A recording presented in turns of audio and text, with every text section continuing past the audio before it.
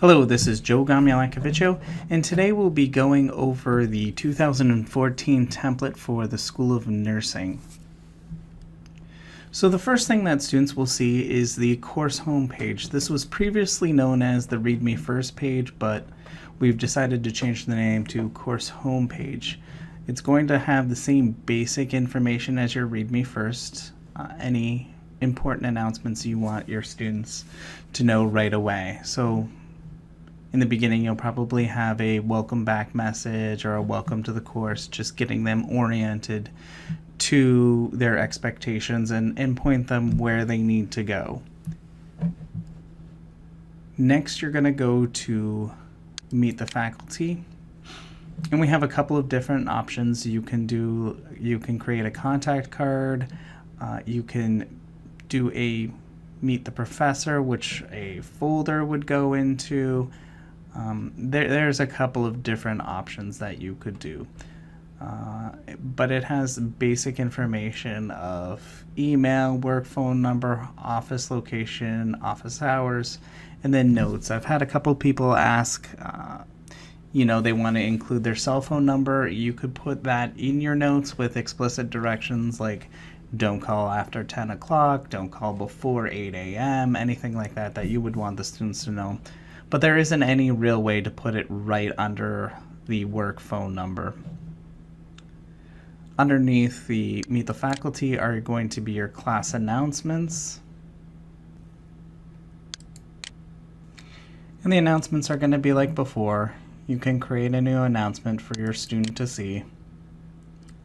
And if you want an email to go out with the announcement letting the students know something immediately, you can check down here and it will email all the students in addition to being in the announcements tab. You might want to do that just so that they have that information right away. It's in a couple of different spots, so hopefully that they won't miss it. Underneath announcements is going to be the course syllabus. So here's a basic outline for the syllabus, so that they all look very similar. The students know where, the information is going to be and when information is going to be in there. Credit hours, the course. Again, all of your contact information is going to go down here. Meeting times and locations, prerequisites, co-requisites, and everything down here.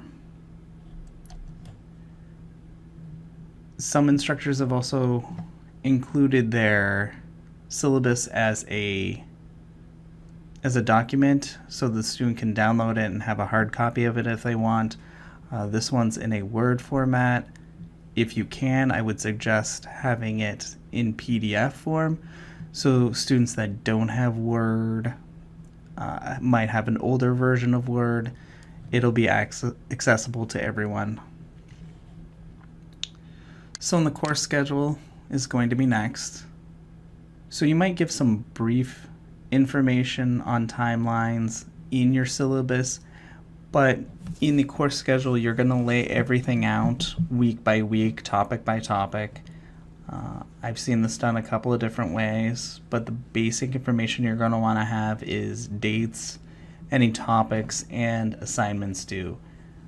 You can also include module numbers so that they can follow along explicitly. Okay, I'm on module 1, 2, 3, and so on. Again, you can have your course document shared or your course schedule shared as a document if you can. I would again suggest saving it as a PDF and attaching that instead so that all students will be able to see that. Next is going to be our learning modules.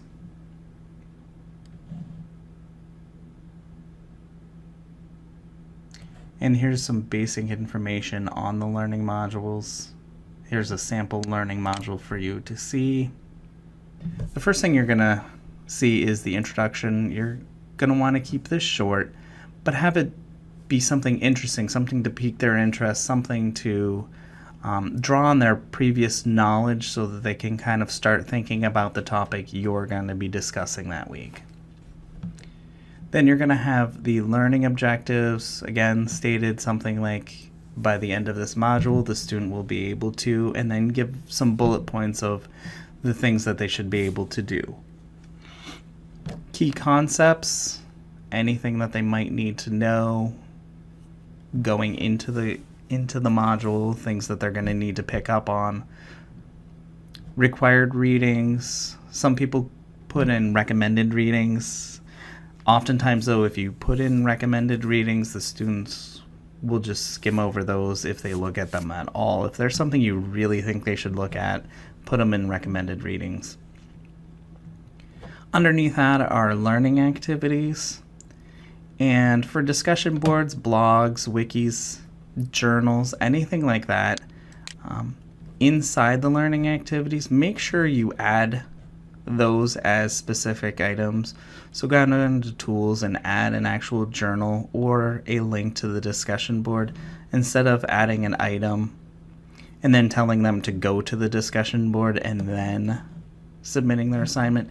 By doing this, it kind of cuts down on user error. It makes it a lot faster for them. They can just click right from the learning module and go where they need to go.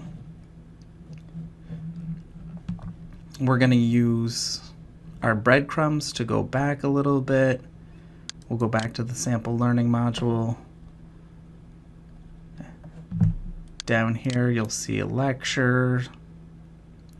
For online classes, if you want to upload a voiceover PowerPoint, a video that you've done for another class, if you want to just put up your PowerPoint lecture and slides, you could do that in here.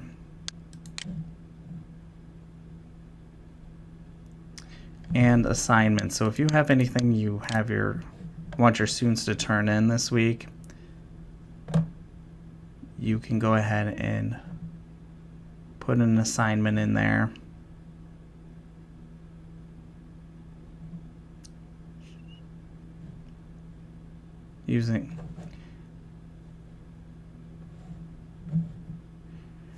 Next are the assessments. I would suggest putting assessments in here directly so that the students could, again, just put their material in. So go down to assessments and put in an assignment, and that'll put an assignment in there for your students to just attach their assignment directly. And after you've created an assignment, that will automatically create an item in Grade Center for you. Again, we're going to use the breadcrumbs. Since we've gone through everything in the learning module, I'm going to click here to expand. And we can see all of the learning modules again. Underneath learning modules, you're going to put your course evaluations. Then there's going to be the faculty resource page for Blackboard from the School of Nursing, how to contact help, any resources we have.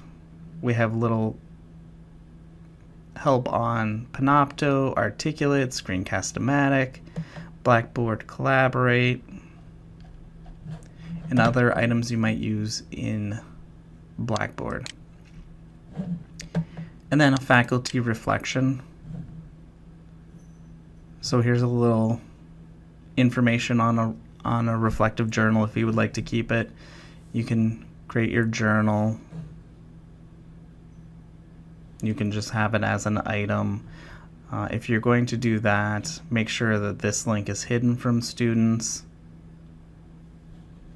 And you might also want to make this not available to the students by going in and not permitting users to view this content. So these tabs are going to be the same for all courses. Again, this makes it a lot easier for the students that there's some continuity. They know what to expect. They know what information is going to be there. And they know that the information is going to be there. Underneath, now you can customize some of these buttons. Some suggestions are assignments, any course documents, maybe exemplar papers you want to show them, any e-reserves you have, discussion boards, virtual office hours. And again, underneath that are going to be the same 3 tabs: student support, my grades, and tools. And from here you can hide any of these links from students if you'd like, if you don't want them to see wikis because you're not using them here. You can hide this link, and then when they go into the tools section of their Blackboard, they won't be able to see that. So that's just a brief outline of the new template in Blackboard. Again, things haven't really changed that much. We've just renamed things and reorganized to make it a lot easier for the students and for you to use. I would encourage you to have your students contact the Blackboard help. If you'd like, you can even put this in your announcements or on the course homepage. I have this document that kind of just points them who to email, phone, or where to go if they need help, kind of as a first line so that they're not always going to you first thing when they need help. You could just email me if you'd like this, and I can send this to you as a PDF, and you can just put that right in your course.